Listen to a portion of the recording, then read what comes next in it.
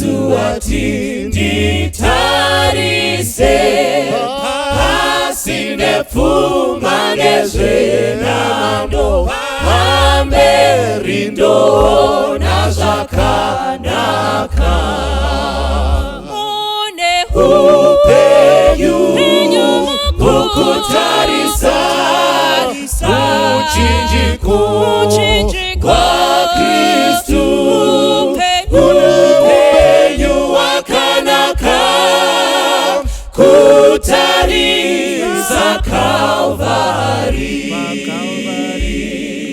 hapo ndakamutarisa Jesu iye wakanyemwerera kuti ndava mumatambudzo muchinjiko unondisimbisa mune upenyu kukutarisa muchinjiko kwa Kristu upenyu wakanaka kutarisa Kalvari ndinozotarisa muchinjiko ndosimbira muchinjiko hakuna anozoputsika anosimbira simba redenga mune upenyu kukutarisa muchinjiko kwa Kristu upenyu wakanaka kutarisa Kalvari upenyu kukutarisa muchinjiko kwa Kristu upenyu wakanaka kutarisa Kalvari mune upenyu kukutarisa muchinjiko Kristu upenyu wakanaka kutarisa Kalvari Kalvari.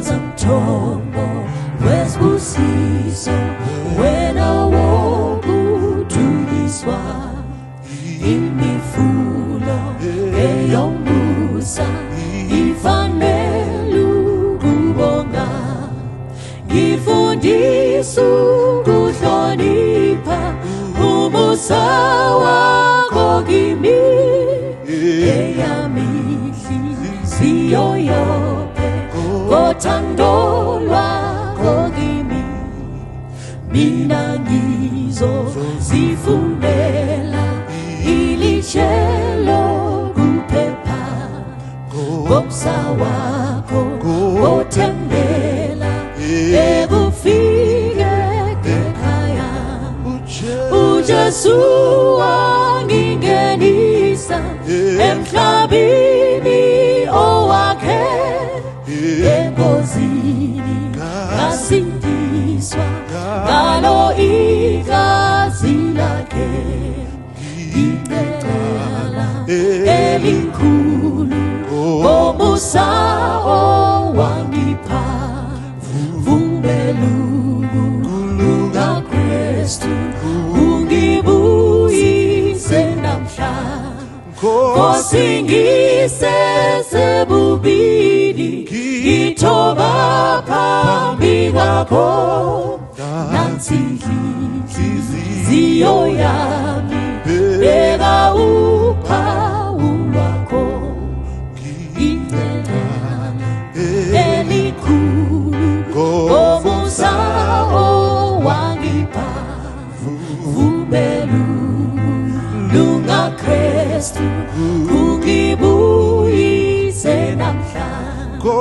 osingise zebulini ngithoba phambi kwakho nansi inhliziyo yami beka uphawu lwakho.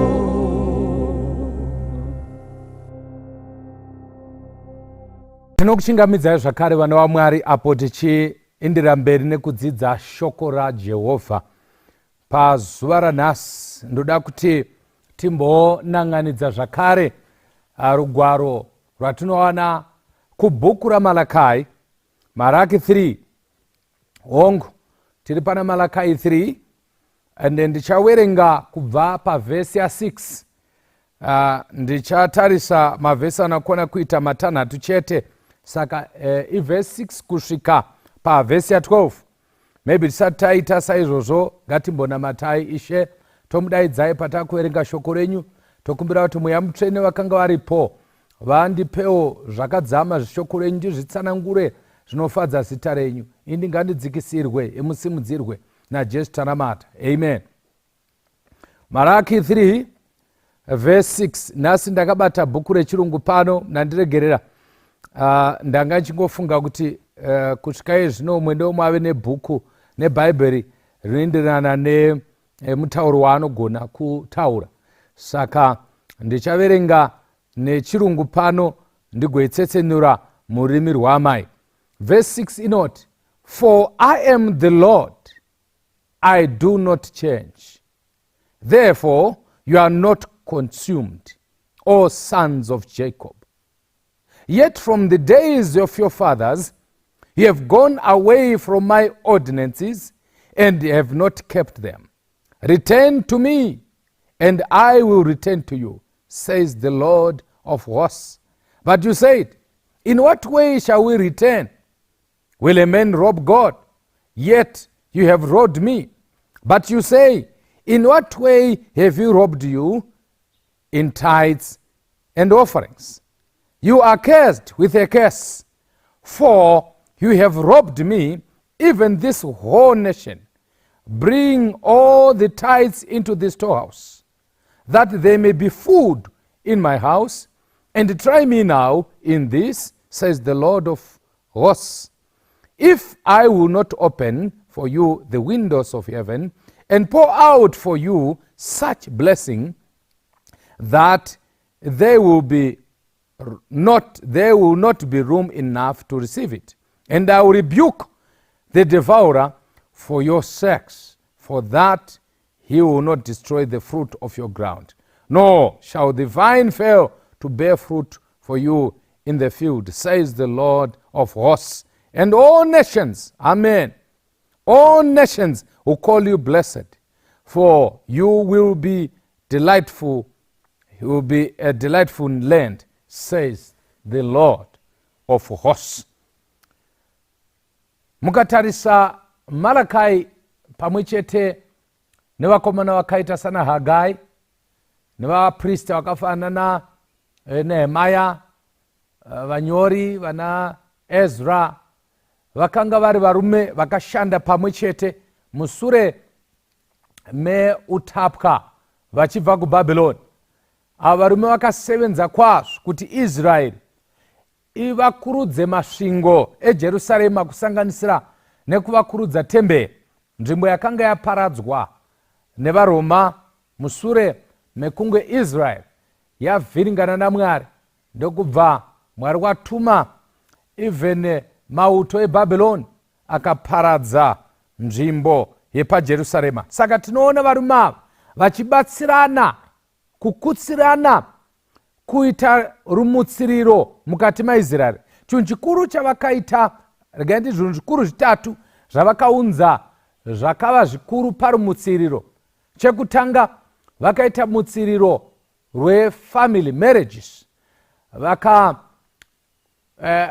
vanhu kuti vaone pakati paIsraeri kuti hapadaro here pane vamwe vakadarika mutemo wakanga uchivaudza kuti vaIsraeri vaisafanira kutorwa nevanhu vakanga vasina kudzingiswa nevahedheni.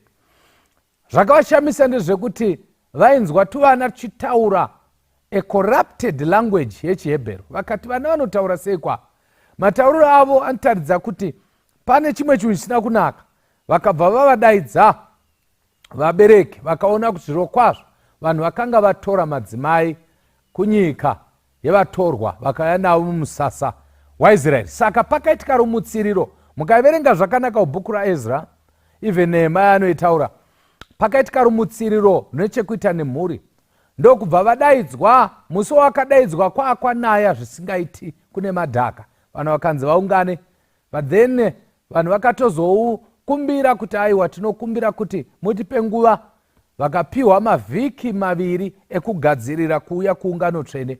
Shoko raMwari rinotaridza kuti vana Ezra naNehemia vakati ngatidzoserei madzimai asiri echihebheru kunyika dzavo. Of course yanga iri tsika yavo kuti vaifanira kuti vadzosere, but Pauro anozoitaura pane imwe nzvimbo. Anotaura kuti vanenge vakatoroora nevakatoroorwa nevanhu vasingatendi hamuchabudimo, motonamata kuti Mwari vabatsire. Murume kana mudzimai akatendeka anogona kudzora mudzimai kana kuti murume wake. So hapana munhu ari kunzi udzosere murume wako kana kudzosera mudzimai wako. Mandikutaura pamusoro perevival. Saka muchaona kuti revival yekutanga yakaunziwa nana Ezra, nana Nehemia, nana Malakai inyaya yemuchato. Muchatoona kuti even Malakai anoitaura kuti pamazuva ekupedzisira Mwari uchamutsa achatuma Elijah, ende basa raElijah nderere kudzoreredza mwoyo yemajaya kumadzibaba. Saka itaura pamusoro pekudyidzana kwababa nemwana mukomana mudyi wenhaka. Muchaona kuti revival pamichato ndoyo yakatangwa naye uye ndoyo inokosha. Hatigoni kutaura pamusoro pezvegumi nezvipo kana musha wenyu usina kugadzirika.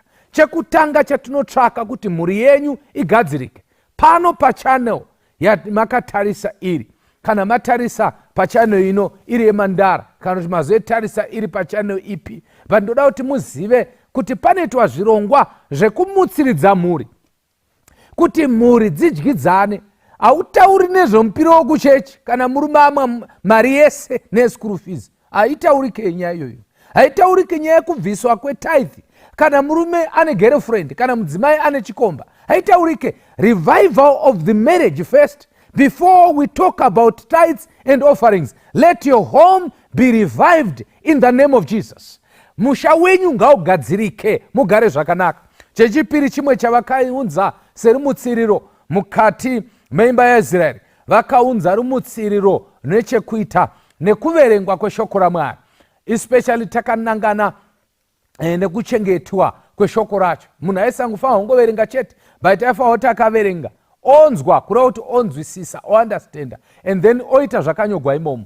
VanaIsraeri mwemusi vachidhigwa murabho yakanga ichibviswa, pakabva panongwa bhuku yemurayiro, kabva kwanzi ngavambodzokera kumba, basa ngarimbomira, gezai mukweshe mangwana mouya toverenga shoko. Ezra naNehemia vakaita bhizi yekugadzirira kusanganisira kuisa pulpit. Ndo pamunoona taiva nemapulpits akadai ematanda, kunonzi akamira pamberi peIsraeri ari papulpit yedanda, ndokubva ataura akaverenga shoko raMwari. Ndobva vanhu vakachema vachinzwa shoko raMwari. Vaprista vakapinda mukati mevanhu kuvatsanangurira shoko.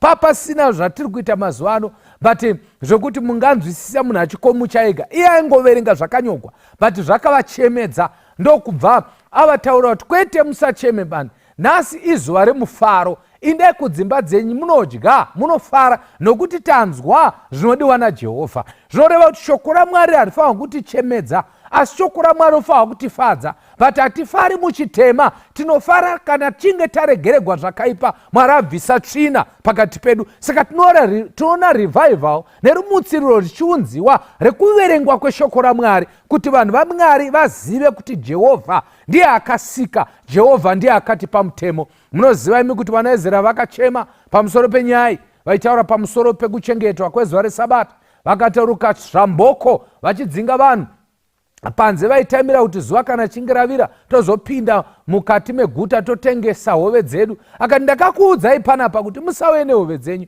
mangwana ndikakuwanai muri pano nichakurovai chaizvo. Chikonzero Nehemia naEzra vaida kubvisa zvigumbuso, vaida kubvisa zvinhu zvinogona kuti vanhu vagokanganiswa. Muri kuibata here? Vanhu vakanga vachitengesa hove havasi vaIsraeri, vanhu vakanga vachibva panze vachiuya pajuraho nepagedhe kuti kana zuva ravira reSabata tozotengesera vanhu. Saka pano shoko raMwari rinobvisa zvigumbuso zvinoita kuti tisazokwanise kuchengeta mutemo waMwari. Ndo rimwe basa remasevhisi epano pachanel inoi, ndo rimwe basa rekuparidza kubvisa vanhu kuti vabve muzvigumbuso, vabvisigwe izvo zvinovakanganisa kuti vagorega kunamata Mwari wavo mweya nemuzvokwadi. Saka vakaunza rumutsiriro kwekuverengwa kweshoko raMwari. Hakuna vanhu vanogona kuwana rumutsiriro gwakakwana kana vasina Bhaibheri, kana vasina shungu nokuverenga kweshoko raMwari, kana vasina shungu nekutsvaka mumatsamba kuti mhuri yenyu ive mhuri yakakotsekana, ive mhuri inowirirana, kuti mudanane mukati menyu.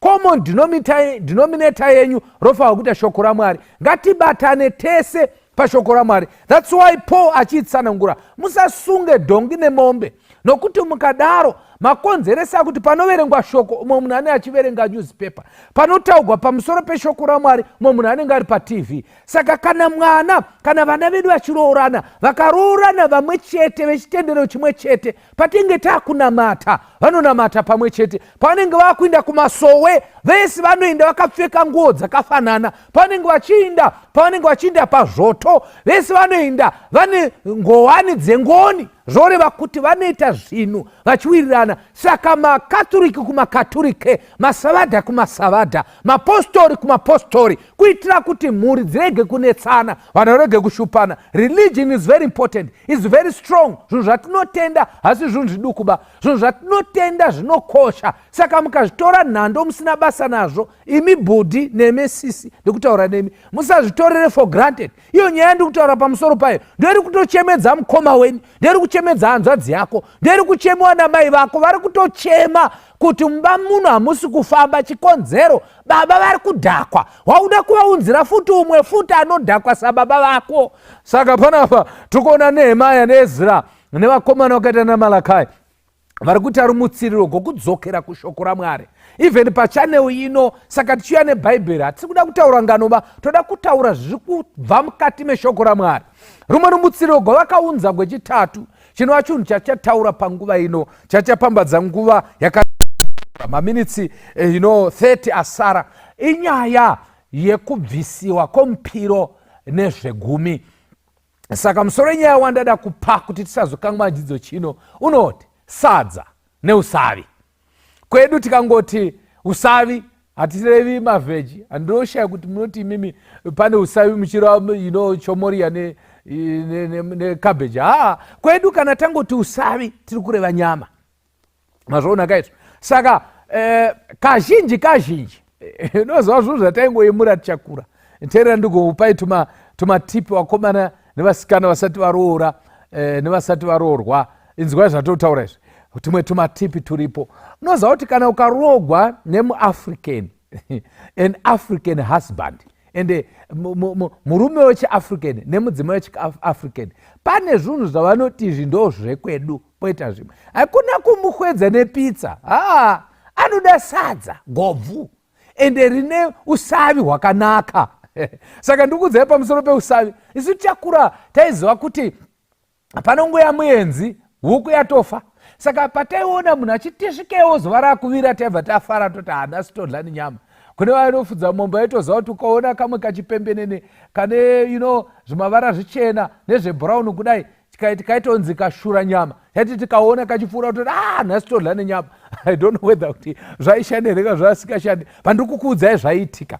Then paizosvika pakuti kana huku yakuurawa, munhu yenza akuuraigwa huku, teerera zvaitwa nanamai vedu, yaisaurawa muenza asina kutaridziwa, yainobatiwa uko yowiwa naviri mhenyu, yonzi huyu usavi hwenyu. Saka muenza aitozviziva kuti panapa huku iyi ndeyangu, ndakuuraigwa inini. and then yozonourawa. Kana yaurawa yobviswa zvimwe zvese, and then yobviswa zvemukati nezvakadaro, isusu taitopiwa zvemukati ndo zvataitomonera pazvitanda tichigocha, ndikureva matumbu tichigocha sevakomana vechidiki. But ndoda kuti ndiinde pazvito, ndo mapatsi ehuku. Waiona kuti kana mbuya vagadzira usavi nyama, vaizenge vakuziva kuti banda chidzva chinoenda kupi and so forth. But focus yangu iri pachisana sana. Chisana sana ndo musana uyu. Musana wakanga uri wababa, waisadliwa neumwe munhu, waitoisiwa mundiro mudheka. Dheka indiro yakanga ine chivharo, ndo maisiwa usavi hwababa. Vangaisigwe tumwe tunhu twese, but chisana sana chaiwanikwa chiri mukati mendiro yababa. Ende waiti wewe kana baba vakadya vakapedza, kana vasiya vakakupa kuti chipedzisa semwana, waisadlira mundiro yababa, waitochinja ndiro wobva waisa mundiro yako wodla. Waiti we ukaita mistake ukaona chisana sana chawira mundiro yako, haubati bhozi, unoziva kuti ndechababa. Unoziva kuti chakura ndetoda kumana, kana ndakura ndaroora mudzimai ndoda kudla chisana sana, ndoda kuti ndidle chimusana chehuku. But pandakazoongorora ndakazoona kuti haiwa hachina kana nenyama yese. Ngwe munhenga hapana zviripo, nechiya chigara munhenga chiya. Chisana sana hachina chinhu, but chaingonzi ndechababa. Kana wadla chisana sana hauna kudla nyama. Teresa, wataura statement yekuti ndiwawe baba pamusha ipapapa. Chimwezve chaivi chiriko kumusha yakanga iri chituro chababa. Chituro chababa chaisagariwa, kunyange pastor akauya, kunyange sabhu akauya, kana kuti chief akauya pamusha, chituro chavo.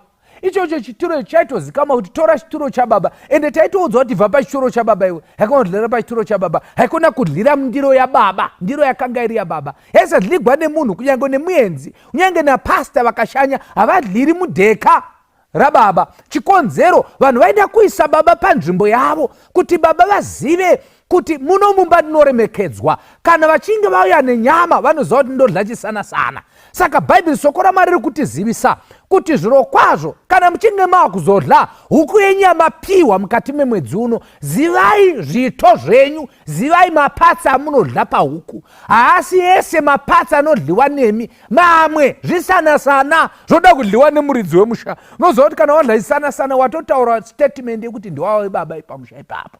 Baba vane zvinhu zvavo zvavanotarisirwa kuti vaite pamusha, vaprovide for the family, vaunze even direction nemurayiro pamba. Saka kana wadla chisana sana wabvisa baba pachigaro, ukagara pachituro chababa, wakuzviita baba pamusha iwoyo. The Bible says, ini ndiri Jehovha, I am the Lord. Hallelujah. Handishanduke. Kureva kuti watinoshumira Mwari haashanduke akangodaro.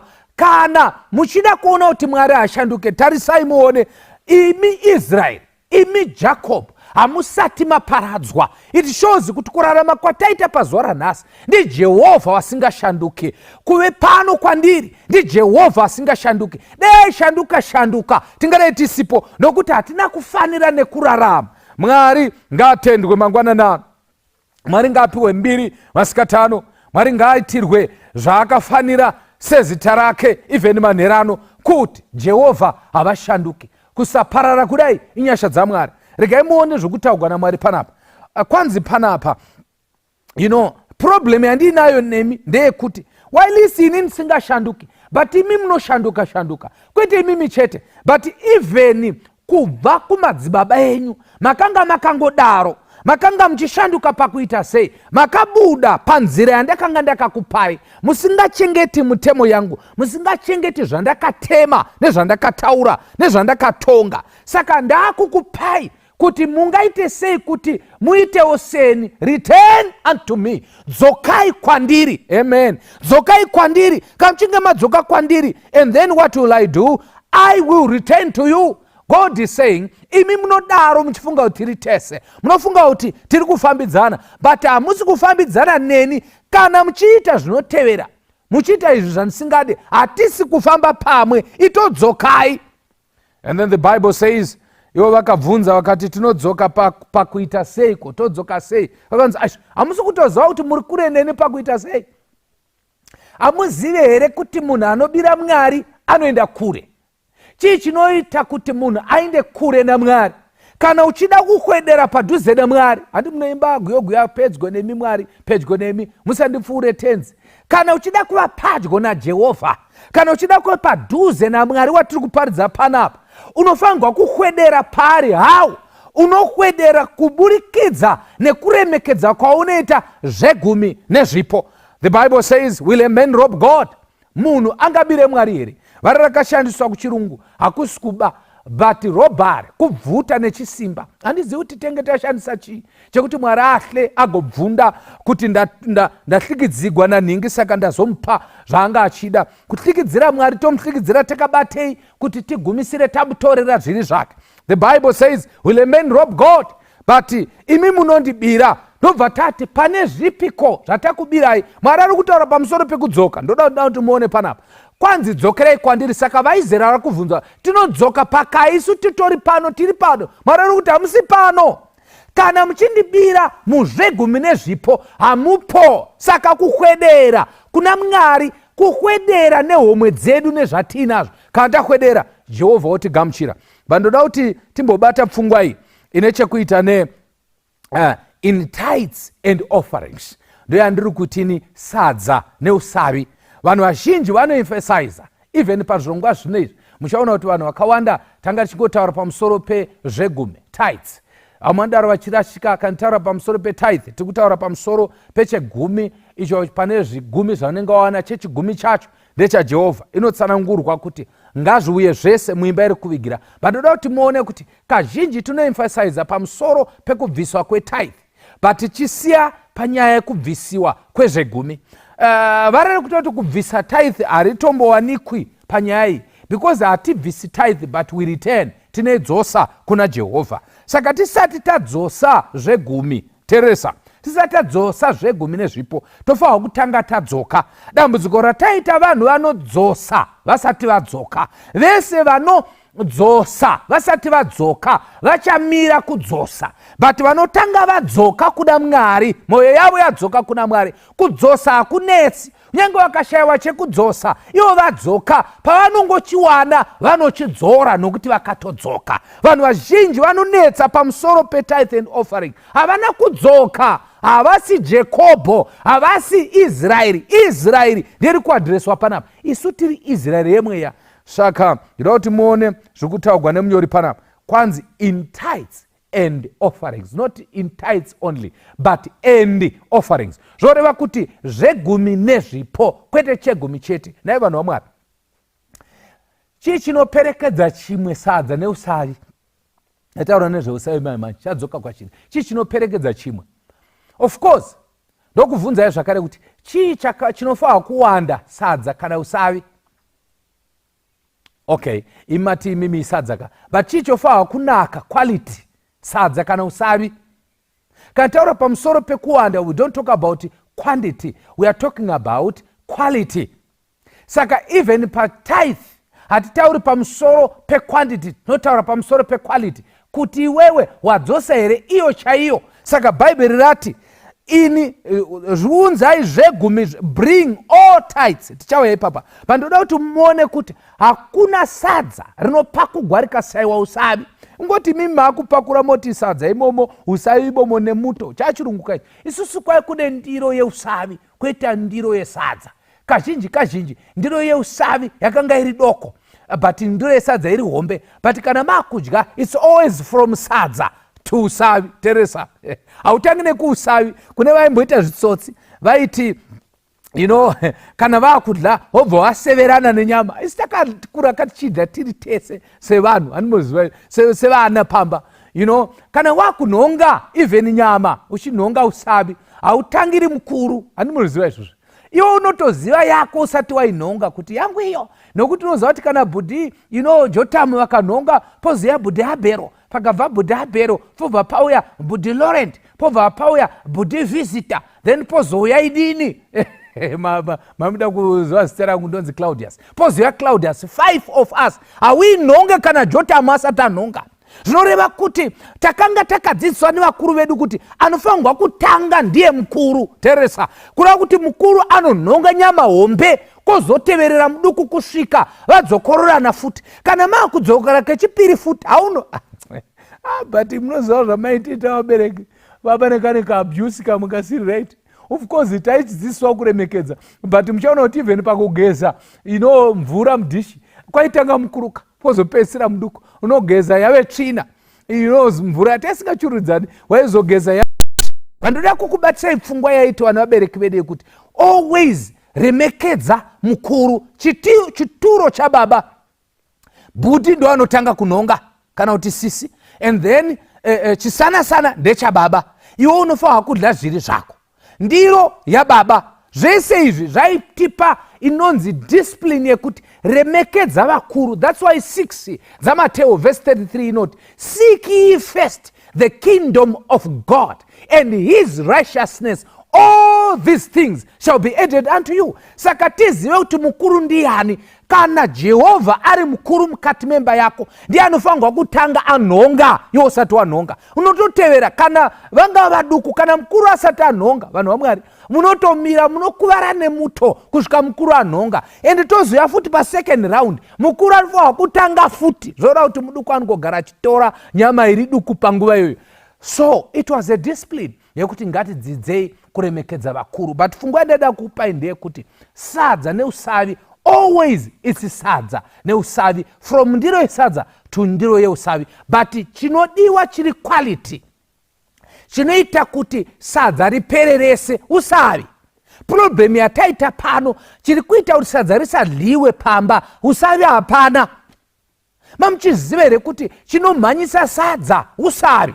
Kana usavi hwakanaka sadza rinorohwa ndiro ikasara ichifungaira. Unotaura kuti tipe rimwe sadza, chikonzero usavi hwakanaka. But kana usavi husina kunaka sadza haridlike. Always tithe and offerings. But challenge yataita tine vanhu vanongomhanya nesadza mukonde kudai, but usavi hapana. Umanongoita katokotoko kakadai kekuti nhai muri kuda kuti ndipedze sei sadza rakadai nyange ndingarumira, kureva kuti anoita tithe yake yakanaka, but when it comes to offering anongoisa katokotoko kana kungoti tsvati. You can imagine. And every time haakure, ndikuda ndikutaridzei panapa, haakure every meal inongori mbora kureva kuti kana anga achiisa $10 iri yeoffering, nyange akawana miriyoni anongoisa $10 mubora nemubora. Tofanira kushanduka, tofanira kuchinja kuti zvapaitawo veni imbochinjawo usavi. It means kana paitawo paita nidhika, paita munyarikani, there is a project yatiri kunyara kuti tiite pachechi pedu,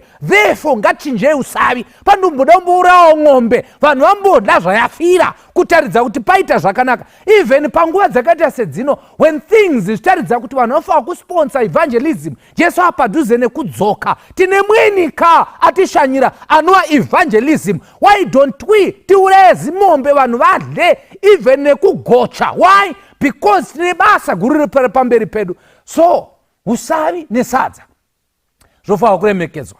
So you can imagine kuti vanhu vanopatsanura tithe and offerings, vongomhanya netithe chete. I can even safely say it, even pano paplatform, zvinhu zviri public knowledge, kuti even seunion chayo ukatarisa matithes edu against offerings, mugotarisa even matreasurer pachechi penyu muzvitarisise matithes edu against maofferings. Tichatanga 2018 tanga tiri pa 16.1%. In other words 16 and 10 cents ndio offering, and then uku munhu anenge abisa $100. So every $100 pane $16 ye offering. You see now. But as I speak, tiri pa 22.2%. The whole union. You can imagine kuti vanhu vangani muunion yese 22%. You see now, ndio vanhu vari kutendeka kuma offerings. But tiri kutaura pamusoro pe the gap between offering and tithe. We have 22%, $22 per every 100 inenge iri ye offering. Tiri kutoti suta to improve ka tatiri pa $16. But then ukazocheka uchaona kuti basa guru riri kudikanwa ibasa iro riri rema offering, but offering ndio shoma. Chechi ine yakabuda neprogram inonzi combined offering plan, where offering dzedu dzatinobvisa dzinokamurwa nepakati, 50% yosara pachechi, 50% yoinda kuhigher organization kuti basa rifambe pasi pese, Jesu adzoke tiende kumusha. but then you find kuti pa $22 ndo patiri kukamurana tese nemachechi edu ese, ndo pari kuwanikwa janitor, ndo panobhadhakwa, ndo pane evangelism, ndo pane online ipapo pa $22 iyoyo. Tiri kukamurana futi nepakati kwa kuti $11 kuconference, $11 pa church. Saka pa 11 ipapo ndo pane zvese. Mubva maona manje kuti pa church panongopfuranyaira, hapana chiri kufamba. Why? Tawanza zigomo resadza but kausavi kaita katoko. Ende muchatoona kuti tikutaona zvekuti usavi pane umwe aringopakurara rakadaro ngoti mbi konzi idlai rinodlika sei. This is why muchizoona kuti sadza rinenge chingoraswa hapana chiri kufamba. Why? Because usavi hamuna. And then pane usavi humwe hunongoiswa kuti chero taisa koita usavi huri quality. Chimwe chinopunza sadza huringovi usavi chete but equality. So God is expecting quality giving, usavi hwakanaka hwokuti kana mukamuchihuona iwe wega uchiona uchihwaira hurimo haunoona kuti sadza rinoriputsa iri. Zvoreva kuti vamwe vedu tongoti chero taita usavi chomoriya mubora kana kungoisa munjonjo hazvina kana hazvina kana madomasi kana mafuta konzi pedza sadza haripedzeke, because usavi hwacho hahusi quality. Even in our giving we must give zvinhu zvinotaridza kuti watiri kupa akasiyana newatigere naye. Anotaura even Paul anotaura kuti imi zvamuri kuunza kuna Mwari zvakaremara imbozvipai gavhena mumpe.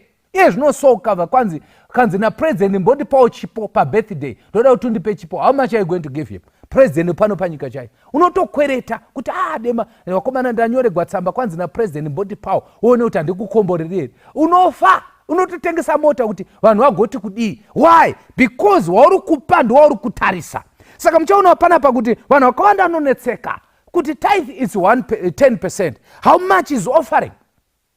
In our next discussion we'll talk about offerings in detail. But ndangopfuura nepo, pamusoro pema offerings kuzvipo. Inonzi free will, which is hakuna munhu anofanira kumanikidzwa. Mukaverenga kuna vakorinde, is it chapter 9, 2 Makorinde 9 verse 7. Notsanangura kuti Mwari haadi munhu anopa nekurovererwa, but anoda kupa munhu anopa nemufaro. Dambudziko raitika nderekuti vanhu vekwedu vakanzi free will, vanhu vafungidzwa kuti vari free kupa kana kusapa. Chiri free hakusi kudecision yekusapa. Chiri free kusamanikidzwa, kupa kwete kuita hako free. Rega ndikupe imwe tip yekuti munoziva sei unobvisa mari pa offering.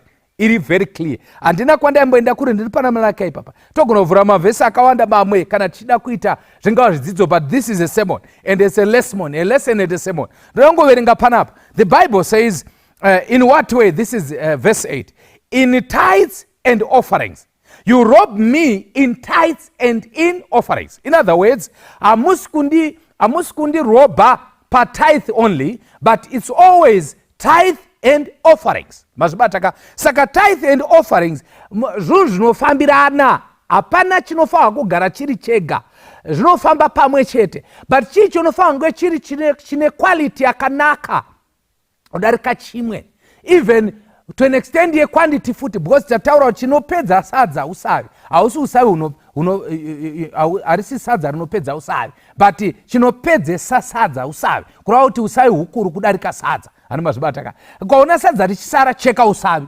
Kana usavi hwakanaka sadza rinopera. Zvoreva kuti usavi hwakanaka kudarika sadza. Mazvibataka. Nyange sadza rikaonekwa rakawanda pakuonekwa kwaro, but harifanirwi kukunda usavi pakunaka. Chinopedza chimwe ndo chikuru. Saka muchaona panapa kuti matithes edu nemaofferings edu ari kunzi muri kundirobha. Teresa. Kune munhu here angati uri kundirobha iye asingazivi kuti wangaifanirwa kumupa mari. Sela. Vana varenga kuna mapisara makawa panzi sela. Zvoreva kuti imbomira ufema umbofunga. Ndati kune munhu here ari kuti angati wandibira yanga asingazivi kuti urifanirwa kumupa mari. Right? Zvoreva kuti iye anozivaka. Number 2. Kune munhu here angati wandibira iwewe wanga usingazivi kuti unofanirwa kumupa mari. Because vanhu vaviri ava vangaifanirwa kuziva kuti ndaifanirwa kumupa mari yakati, saka achiti ndamubira. Iwewe watogutsikana kuti shuwa ndamubira nokuti ndasara nemari yake yakati. It then shows kuti nyaya yeoffering inotori nefiga. But figa yacho haisiwi naMwari, but inoiswa newe. Wakatarisa kuna Mwari. Saka kana wakupa offering, hautarisi mari, unotarisa Mwari kuti unomuda zvakadii. I always say kuti tithe and offerings is as good as love and law. When we tithe, kana tichipa Mwari, mazvibata tidzosera kuna Mwari zvegumi zvedu, we are actually showing obedience. That's law, mutemo. But when we are showing love, I mean patinge chipa zvipo, we are showing love to God. Mazvibata saka kana ukabvisa love nemutemo mushawaparara. Ukangomhanya nemutemo chete pamba pasina rudo mushawaparara. Ukangomhanya futi nelove chete pasina rudo mushawaparara. It's always love and law. Saka kana tikada kuti musha unonzi chikristu chemunhu urembo wakasimba, ngati whole day kusadza neusari. Love and law. Mukangobvisa chimwe chazvo hapana chinofamba. So the Bible says, bring. Amen. Mukatarisa muchaona kuti shoko rati bring, it's a command. It's imperative. Ku Hebrew language, it's actually something that you must not ignore. It's crucial. It's important. It's a command. You are being commanded. Therefore, ishi nechekuita ne tithes and offerings inoburitsa umwari hwaMwari kuti Mwari, he is a lawgiver. He is also love. God is love. Patinenge tidzosera zvegumi nekupa zvipo, we are recognizing kuti Mwari ndiye mupi wemutemo, uye Mwari ndiye rudo, ndiye akatida, akatifira pamuchinjikwa. And then variri kuti bring hii rotaridza futi kuti Mwari anoziva kuti tinazvo. Hakuna panga monzi bring iye achiziva kuti hatina, because ndiye anopa. Mazvibata kaizvo. So God is the provider. Ndiye muridzi wazvo. He is not, he is also the redeemer, but he is also the provider. So when God says bring, it means anoziva kuti zviripo. Mwari anoziva maaccounts ako ese. Usambode kunyepera pastor kanani. Mwari anoziva. But vari andoda kuti muzive ndere kuti zvegumi nezvipo hazvigariwi nazvo, zvinobringiwa. Ndashandisa vari rechishona, ndarisanganisa nechirungu. Saka unofanwa kuinda nazvo kwazvofanwa kuinda. Shoko rati in my storehouse. Kureva kuti chegumi nyange ukachitsaura pamba pako, mazuva ano tiri mulockdown nezvipo, wazvitsaura pamba pako ukagara nacho, you are still hausati wazadzisa mutemo. Mutemo uri kuti ngachiinde kuimba iri kuvigira. Saka there must be a way yekuti chegumi chacho chiende. Kumwe kwacho kuendesa kubhenga, mari yacho inobva enda muaccount. Hauna kunzi chengeta chegumi. Even mapastors edu anozviziva zvinhu kuti havaichengeti, vanoiendesa. Iwo wagoichengeta sei? Kuisa parutivi chiti, ndiri kuisa parutivi ndiye Mwari kwanzi, ngachiende kwachakanzi chiende. And then number 3, ukawa Mwari achiti bring, ari kuziva kuti iwe uri muduku, iye mukuru. So he is the owner. Ask kuti may you please bring, all right? Saka already tationa mavara anokwana kuita mana. God is the creator. That's why achipa murairo. He is the lawgiver. He gives, he calls the shots. Ndiye anotaura zvokuita pamusha. Number 2, he is the redeemer, because pani nyaya yerudo, Mwari rudo. Saka offering inoburitsa pa nyaya yerudo. Christ was not tithe, he was offering. I hope nchasvika ikoko. Kristu anga asiri chegumi, anga ari chipo. Mwari akapa the best. Wakapa kuti upedze sadza rese riri panyika. Ita kuti nyika yese ive upside down. Today we talk about Jesus Christ. He is sadza rese takaripedza noda kwa Jesu. So love, very critical. And the number 3, tinodzidza kuti God is also the redeemer. Ndiye akatidzikinura. You see now, through Christ, which is Ara. And then he is the owner. He owns everything. Sakati bringi. Anotiudza kuti ndezvangu sakaunza. Chiri chaMwari, tereresa vanhu vaMwari. Apa tisu takaukanganisira sevafundisi. Chiri chaMwari haisi tithe chete. Tithe and offerings belong to God. And both are holy. Hapana chiri holier than the other. Zvese zvitsvene zvinzana pautsvene hwazvo. Tithe inotori pasi. Why? Because haisi yako ndeyaMwari. Uri kutodzosera. Offering iri kutaridza kuti wave waMwari. Teresa wanzo reshona. Tithe ndeyaMwari, but offering uri waMwari. Kana wapa Mwari offering, wataura kuti ndiri waMwari, ukangodzosa tithe chete, wangodzosera zvaMwari, iwe haupo ipapo. So there is the last word where God says, I will open, you see now, the windows of heaven, which means God is our provider.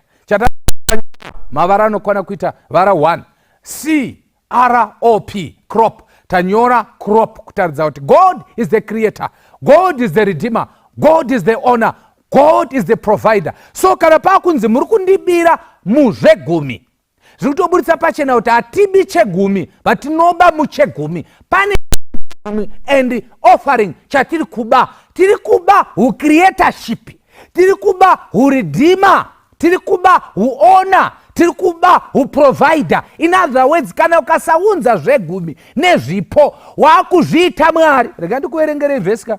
You know, sometimes togona kutaura zvinhu tichihla tichizeza tozoti tataura mashoko asina kunaka. Ndoda kukuverengerai issue yekurobai.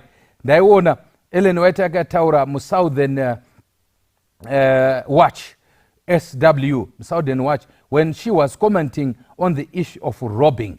What do we rob God? When we do not return tithes and offerings. Let's open the kwanza ushikapo ndiko kuerengerai. Kana ndisina kupa shikapo mozoitsvaga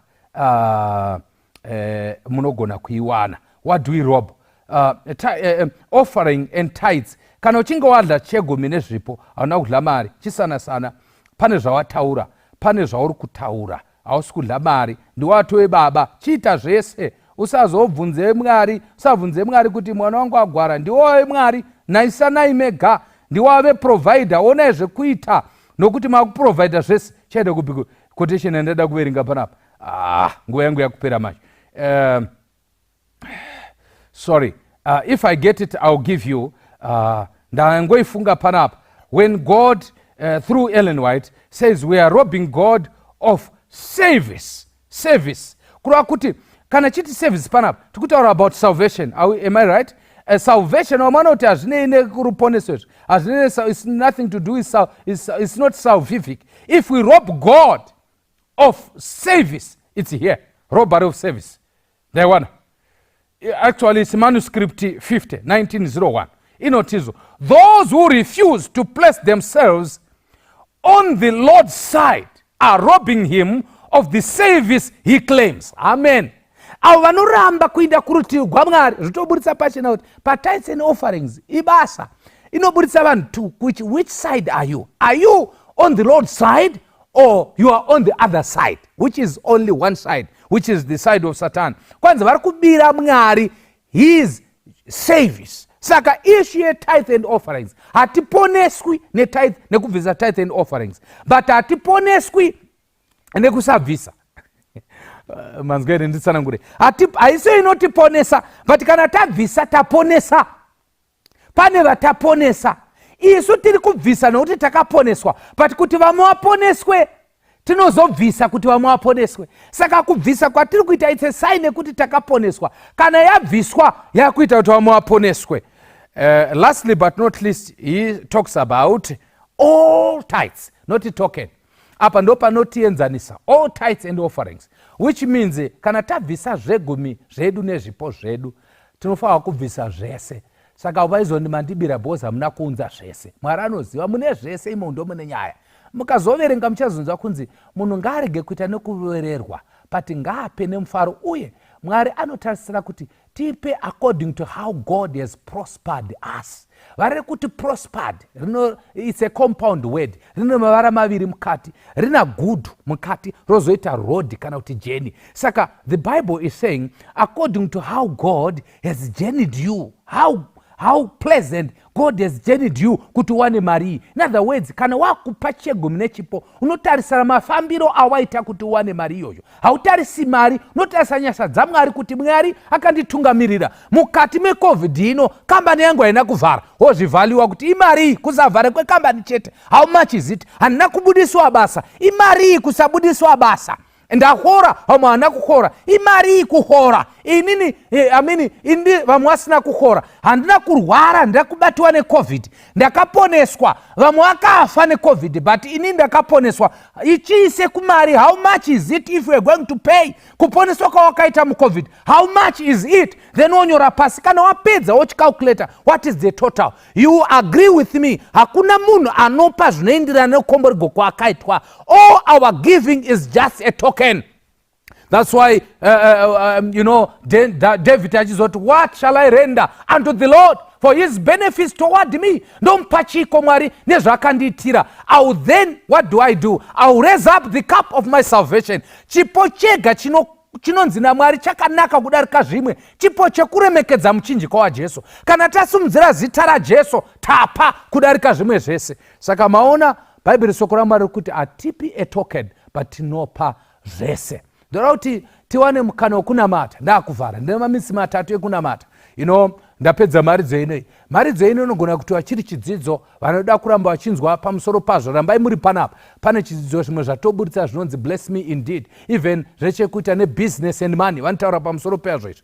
Kuti tinokomboregwa sei. Apa ndo pamwe pane secret yezvikomborero zvedu. Manza kuti ndichadzinga udli. Zvimwe zvese zvikuti mombe dzigware munda chingosupura nekuti cheka nyaya yemataitsiwe. Kana dzadliwa mombe dzafa minda yadini iwo uchibisa chegumi. Claim the promises of this chapter. Kuti Mwari makati kana vanenge vatendeka muchavaropafadza. Ndizarurewo mawindo ekudenga. But all the same minda yangu yadliwa. Claim the promises. Uchinamata Mwari anozvida izvo zveshe. Pandoda kuti tinamatire vanhu vanoti pastor, ndaneta, ndoda kuti Mwari wandibatsire.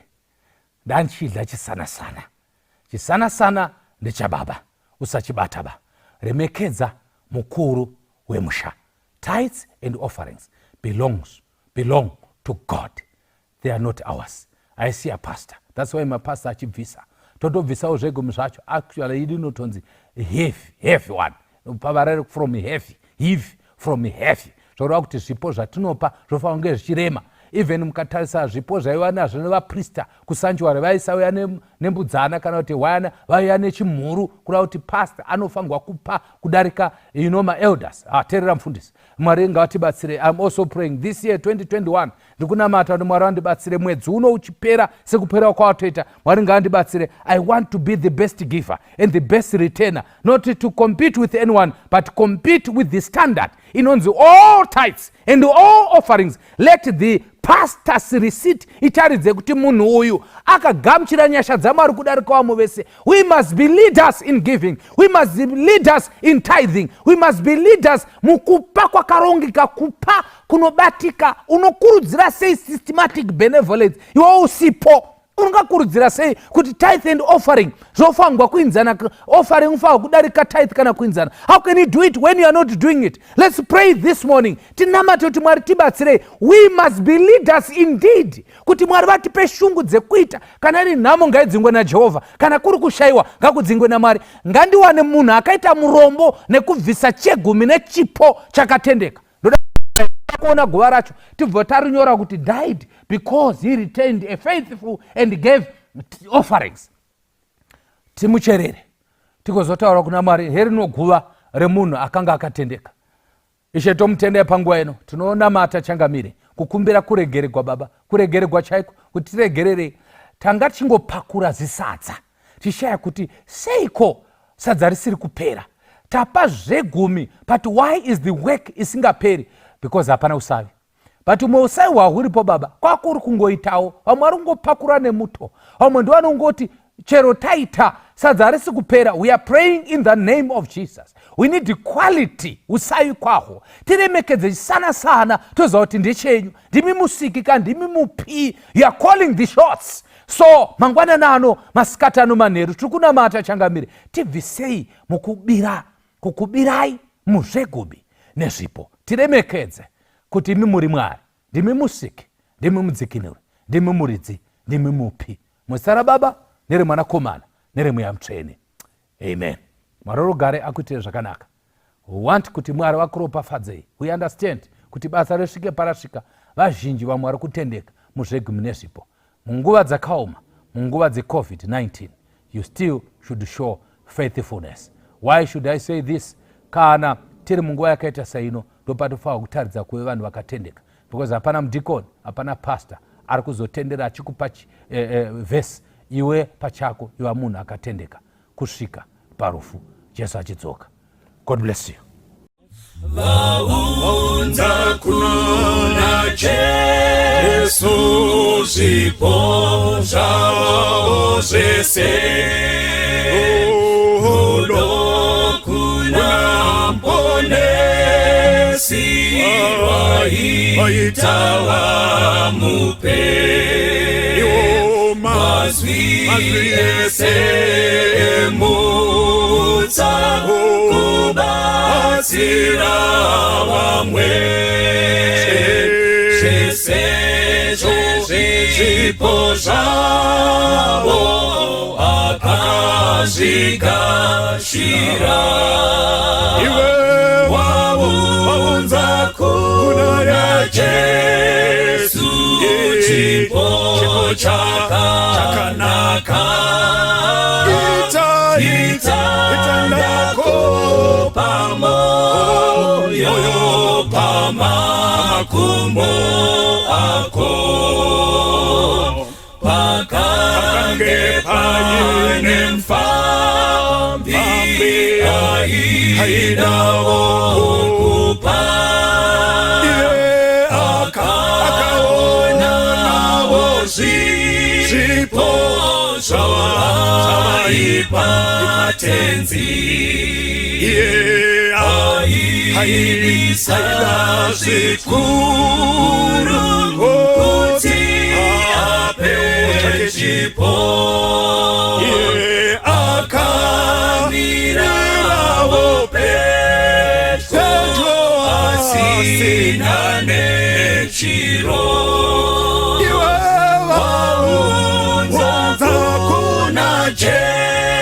Jesu chipo chakanaka, itandako pamoyo pamakumbo ako, achema ati tenzi ndimi munemutsa, zvese ndinazo nemoyo wechivi, Jesu akapindura chikuru chipo chako, kupinda zvimwe zvese zvaunza kuneni. Waunza kuna Jesu chipo chakanaka, itandako pamoyo pamakumbo wake. Waunza kuna Jesu chipo chakanaka,